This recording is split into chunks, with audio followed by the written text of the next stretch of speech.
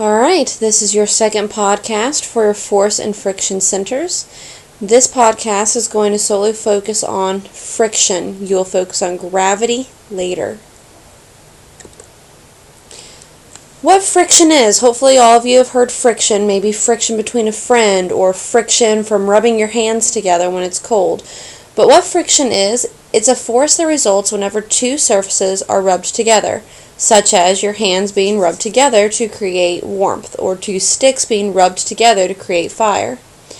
Friction acts always in the opposite direction of the motion. In other words, this picture here is great to draw on your notes.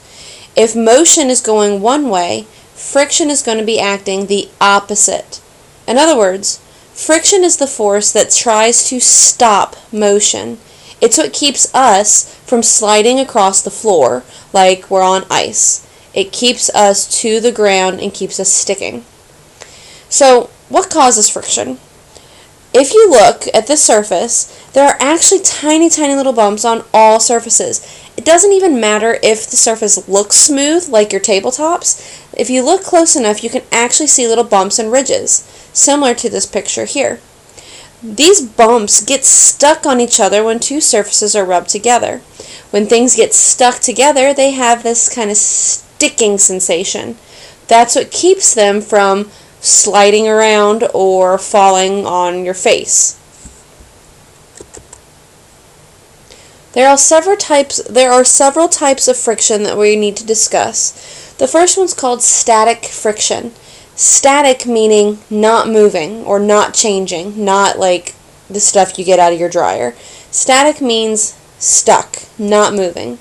This is the force that keeps objects from moving around, such as the tables and chairs that are just sitting there on the floor. The reason why they're not sliding around is because static friction is holding them in place. This is your sticky friction. It means stuck. This is the force to overcome if you want to get something to move, or starting force. It's the thing that you have to get going to make it move. On the other hand, there's kinetic friction. Kinetic friction occurs when things are moving. Think of kinetic energy. It means motion. There are three types of kinetic friction: sliding friction, rolling friction, and fluid friction. Sliding friction is when solid objects slide over each other. Rolling friction is when an object rolls over a surface. And fluid friction happens when you're in a liquid or a gas. So think of water resistance and air resistance. So think about this. Is it easier to run outside or inside of water? Hopefully you guys will all agree that it's easier to run when you're not in water. If you're in water, let's say waist deep, you're going to move slower. That's because the water is pushing against you. It's trying to make you stop. Same thing with air resistance. In air, things are trying to make you stop. The air is. Think if you go parachuting or skydiving. That parachute is big to trap the air to slow you down. It's a type of friction that stops your motion. The most important part about friction is how we can reduce it or increase it. So I might use either of these words, decrease, reduce, or least friction, to explain the same concept. On your test you might see how can I decrease friction, how can I reduce friction, which of the following has the least friction or the lowest friction. All of these words mean the same thing. That is the most missed concept because it has different words. But when we say decrease or reduce or least friction or low friction, what this is saying is we want to make the surfaces smoother. There are several ways we can make the surface smoother. We can add a lubricant like oil, soap, water.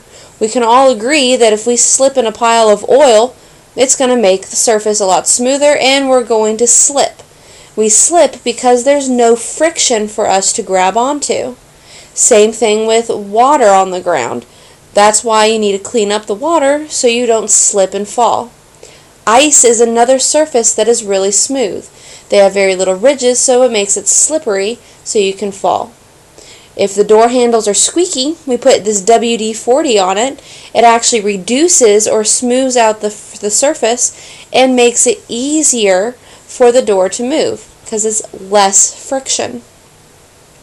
So what happens when you put a lubricant on, such as buttering your head to get it unstuck from a railing, you're actually putting this and filling it into these gaps and bumps and holes that the surfaces have. If you fill in those bumps and holes, there's less to get caught on, and there's less things for friction to stop motion, so it's a little easier to get things moving. Another way you can reduce friction is by rolling it. That's why you can put wheels on things to move, or you can add things like ball bearings. A lot of our machines today have ball bearings on the inside to make it less of friction. A chair is easier to roll when you have wheels on it. Moving furniture is easier to do if you have something to carry it with wheels. It just makes it easier because it reduces the friction of the surfaces. The opposite is to increase friction. Again, I might say, how can I increase friction, or which thing has the most friction, or more friction? All of these mean the same thing. If reducing friction is making surfaces smoother, then the opposite is true for increasing. You want to make the surfaces rougher. This is why when it snows and ices, you're going to put sand-salt mixture on the roads. The salt actually involves melting the ice, but the sand is going to give your tires something to grip onto so you don't slip when driving through. Also, that's why you need new tires every once in a while. Once your tires get worn out, they lose these things called grips. If you lose the grips, then they can no longer grip the road, and there's less friction between the tire and the road. So the bigger the grips, the better friction you have between the tire and the road, which is obviously the safe thing. Shoes. Look at your shoes right now. Some of you might have basketball shoes or tennis shoes. Ladies might have some little shoe that has very little bumps and ridges on there. These kind of shoes have a variety of different friction. Obviously, a sports shoe, you're going to want a lot of grip on them so you don't slip and fall. Think about if you play lacrosse, soccer, or football, or golf. You have cleats. The reason why you wear cleats with little spikes on them is so you don't slip and fall when you're running with the ball. You want to grip the ground, and you want to have most friction against the ground and your feet so you don't fall. Another way that you could increase friction is you can increase the force on the surface. The one way you can do this is to increase the mass, or make it heavier. If you make something heavier, you're going to increase that static friction force between that object and the table. Once you add more mass, it's going to be harder to overcome the static friction to get it to move. So these are all ways that you can increase friction, make it rougher, or you can increase the force on the surface.